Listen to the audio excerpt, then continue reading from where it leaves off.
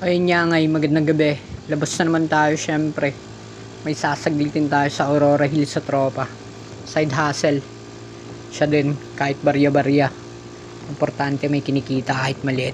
11 pa yung pasok natin eh. Kaya mahaba-haba pa yung oras. Kung nagmumotor ka rin tulad ko, mag-iingat ka. Hindi mo kailangan makipagkarera sa daan. Importante umabot sa pupuntahan, di ba? Yun naman yung motto eh. Tsaka, ano pa ba? Yan, binabaybay na naman natin yung mahabang kalsada ng Camp 7 Baguio City, yo. Tsaka kung ano man yung racket mo, kung ano yung ginagawa mong hustle, goods lang yan.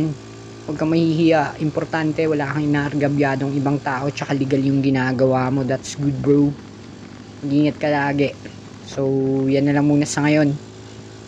Salamat. Bye. Alright.